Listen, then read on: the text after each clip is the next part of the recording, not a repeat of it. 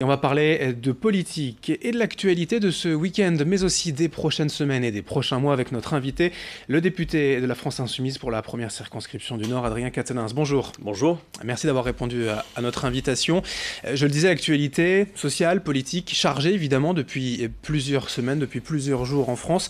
D'abord, une première question. La mobilisation des Gilets jaunes, vous la suivez de près. Où étiez-vous ce samedi ?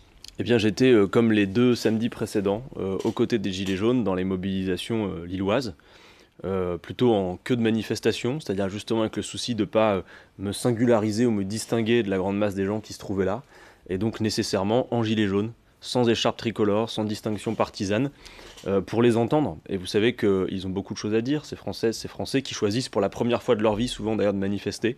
J'observe ça avec beaucoup d'intérêt. Et puis il y a toute une symbolique pour moi au fait de mettre un gilet jaune, c'est-à-dire à vouloir se rendre visible. Pour moi, les gilets jaunes, c'est d'abord et avant tout cette France, pour beaucoup qui travaillent, qui est invisible, pour qui la fin de mois commence le 10, et qu'en a ras-le-bol, et c'est un processus qui est en maturation depuis d'ailleurs bien avant l'arrivée d'Emmanuel Macron au pouvoir, mais disons que sa politique et son style exacerbent, et donc cette France invisible a décidé de monter sur la table des puissants, et moi je vous le dis, elle ne redescendra pas, tant que le gouvernement n'entendra pas raison, et c'est bien ce qui s'exprime avec la mobilisation des Gilets jaunes. Toutefois, ne pas se mettre en avant, vous venez de le dire, c'est aussi parce que vous sentez quelque part que le mouvement des Gilets jaunes ou que les Français ne veulent pas vraiment de récupération politique. C'est clair qu'il faut être absolument vigilant. C'est un mouvement qui est auto-organisé, donc il échappe à toutes les organisations traditionnelles qui ont l'habitude d'organiser des mobilisations. C'est le cas des organisations syndicales ou des partis politiques, même si j'observe avec intérêt que ce week-end, notamment à Lille, il s'est passé quelque chose d'assez novateur, en tout cas, dans le moment politique, c'est qu'on a vu les syndicats venir marcher en appui des Gilets jaunes, derrière eux, en respectant leur mot d'ordre et la hiérarchie des mobilisations. Mais on a vu cette jonction se faire. C'est un signal extrêmement puissant. Et puis par ailleurs, il faut voir aussi la liste des revendications des Gilets jaunes, parce que la taxe sur les carburants, ça a été effectivement le point d'entrée de la mobilisation. Mais vous avez vu que depuis 15 jours, toutes ces personnes se retrouvant dans des blocages, sur des mobilisations, discutent. Et vous avez des gens qui font leur politisation de manière accélérée et qui, discutant politique, eh bien, établissent ce qu'on a appelé des cahiers de doléances, qui doit quand même nous rappeler une certaine époque de l'histoire de notre pays, et qui montrent clairement que c'est bien la profondeur de la politique qui est en cause. On y parle d'écart des salaires, on y parle de retraite à 60 ans, on y parle non pas, comme je l'entends, d'un ras-le-bol fiscal, mais d'abord avant tout de l'injustice fiscale, c'est-à-dire du fait que les classes moyennes prennent tout l'effort sur leur dos et qu'il n'y a plus cette progressivité de l'impôt qui pourrait permettre que chacun paye à proportion de ses revenus. Et puis, pour terminer, ce qui m'a intéressé aussi ce samedi, c'est que comme le gouvernement a commencé par se laisser tenter à faire croire que la mobilisation des Gilets jaunes était anti-écologique parce que le mot d'ordre était sur la taxe carbone, eh bien, fallait voir ce week-end dans les mobilisations des Gilets jaunes sur lesquels derrière c'était écrit « Oui à l'écologie, non à l'hypocrisie ». Les gens ont bien compris qu'Emmanuel Macron ne fait pas une politique écologiste. On a besoin d'une écologie populaire, pas d'une politique antisociale comme la mène M. Macron. Je vous ai entendu effectivement dire, ou même sur votre fil Twitter, parler de cette écologie populaire. Ça veut dire quoi? Comment on met en place une écologie populaire? Ça veut dire qu'aujourd'hui, il faut commencer par dire une chose, et Nicolas Hulot, lorsqu'il a démissionné du gouvernement, valide cette thèse, qui n'appartient à aucun mouvement. Moi, je souhaiterais que tout le monde soit écologiste. Je ne privatise pas l'écologie pour la France Insoumise ou quelque autre formation politique, qui consiste à dire que si la toile de fond reste l'austérité budgétaire imposée par Bruxelles, la compétition généralisée, la concurrence libre et non faussée, et juste verdir un peu un programme libéral, ça ne peut pas fonctionner. Mais tout le monde doit s'y mettre à l'écologie, tout le monde doit payer un peu. Évidemment, sauf que moi je ne crois pas, compte tenu y compris de l'urgence temporelle, parce que c'est aussi une urgence temporelle, la bifurcation climatique. Vous regardez le rapport du GIEC, on nous explique que l'on n'a pas tout le temps devant nous pour procéder à quoi? Non pas à quelques petites mesurettes sur un coin de table, à un grand changement de trajectoire, y compris économique, il faut l'entendre. Donc on a besoin d'une écologie qui soit globale. En quoi est-ce que Emmanuel Macron procède à une politique écologiste quand d'une main, il décide d'augmenter la taxe sur les carburants, mais de l'autre, signe dans l'opacité la plus complète le traité de libre-échange avec le Canada, le CETA, qui participe du grand déménagement du monde. En quoi est-ce cohérent de taxer les carburants, mais d'ouvrir à la concurrence la SNCF, tant et si bien que sans doute des petites lignes qui offrent une véritable alternative à nos concitoyens, qui jusqu'à présent n'ont pas d'autre choix que de prendre leur voiture individuelle, eh bien, vont disparaître. Donc ce n'est pas une politique écologiste. Vous savez, l'écologie, il ne s'agit pas juste de se faire sacré champion de la Terre derrière un fond de scène vert et de parler d'écologie pour qu'on s'en occupe véritablement. Or, la question climatique nous met toutes et tous au pied du mur parce qu'il est question de la pérennité de la vie humaine sur Terre. C'est un défi tragique, mais ce peut être aussi un défi enthousiasmant. Ce que nous proposons, par exemple, avec la France Insoumise, c'est de faire en sorte que toute l'activité, y compris industrielle du pays, reparte avec un seul objectif. Non pas la concurrence libre et non faussée, mais solder la dette climatique, que tout le pays se mette en mouvement, et on peut le faire. C'est un défi technique absolument enthousiasmant. Dans la région, par exemple, Xavier Bertrand prend certaines mesures sociales, notamment l'aide 30%, un tiers du financement des boîtiers pour passer au bioéthanol. Ça, c'est une solution peut-être pour vous ? En attendant qu'on ait affaire à une véritable politique écologique globale, la planification écologique que l'on appelle par exemple pour nous de nos voeux, qui consiste à tout changer, y compris le modèle agricole, et qui est, je le dis, y compris créateur d'emplois, bien évidemment que toutes mesures qui peuvent ici et là soulager le pouvoir d'achat de nos concitoyens qui commencent la fin du mois le 10 est bienvenue. J'ai d'ailleurs vu qu'Emmanuel Macron n'entendait pas généraliser ce type de procédé, il a dit qu'il n'y comprenait rien, c'est regrettable, mais je le dis quand même, ce sont des rustines ça.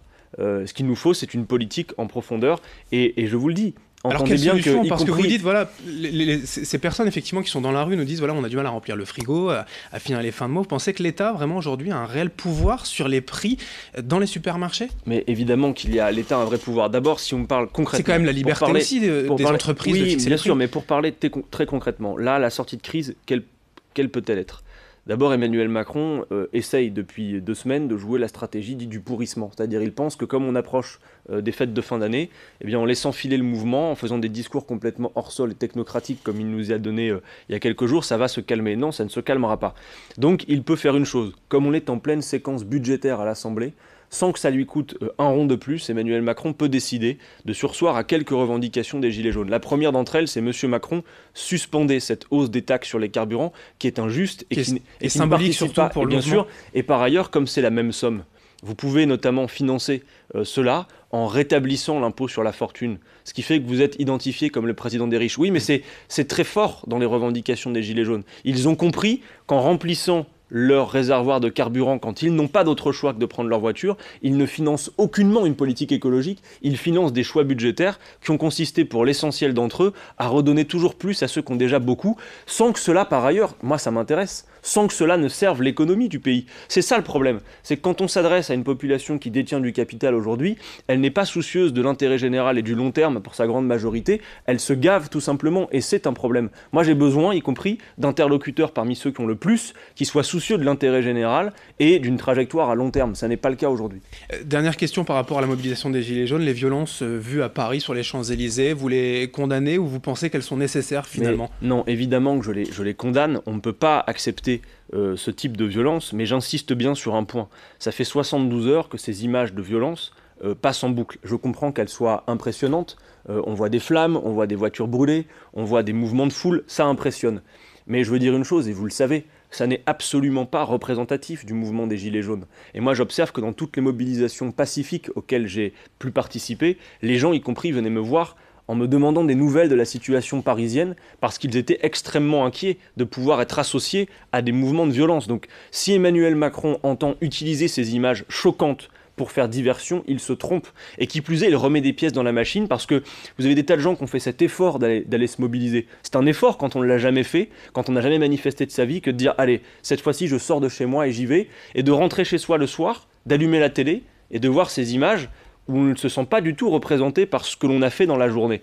Donc moi je le dis, il ne faut pas qu'il y ait de confusion. Et moi j'appelle à ce que cette mobilisation se poursuive et s'amplifie, mais elle sera d'autant plus efficace qu'elle sera exprimée pacifiquement et dans le calme. Alors vous étiez à Lille donc ce samedi pour manifester où tout s'est bien passé globalement. Lille, on y vient quand même, l'actualité locale ici. Avant les municipales en 2020, il se peut qu'il y ait un grand rassemblement à droite. Que va-t-il se passer à gauche ? Vous serez bien seul, la France insoumise face aux autres ? Mais vous savez, aujourd'hui, la séquence politique nous dicte une chose, et y compris pour la reconnecter à la première partie de notre discussion, les gens se fichent éperdument des étiquettes politiques. C'est ça le moment. Le moment est d'abord caractérisé par une grève civique impressionnante à laquelle moi je ne me résous pas. L'essentiel de l'électorat est dans l'abstention. Voilà ce qu'il faut dire. Des gens qui ne votent plus, qui sont coupés du vote parce qu'ils ont des raisons de ne plus y croire. Et je sais que certaines formations politiques, y compris à gauche, ont théorisé que dans ces quartiers, il ne faut plus y aller parce que les gens ne votent plus et qu'ils sont soucieux de leur clientèle électorale. À la France Insoumise, c'est précisément là où les gens ne votent plus que nous allons le plus. Parce que nous ne faisons pas à l'idée que cette grève des urnes se poursuive, cette grève civique, et pour nous, elle a une signification politique. Donc nous y sommes. Nous avons passé dans les quartiers tout l'été, là où les gens ne partent pas en vacances, pour discuter avec eux, même hors temps électoral, parce que nous ne faisons pas de la politique que pour les élections.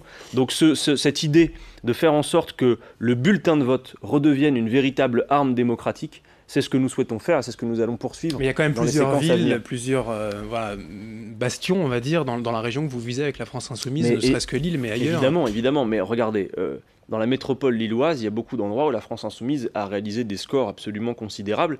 Notez que sur un groupe parlementaire qui est composé de 17 personnes, seulement 2/17e de ce groupe parlementaire est lillois, s'il vous plaît. Il faut quand même le signifier.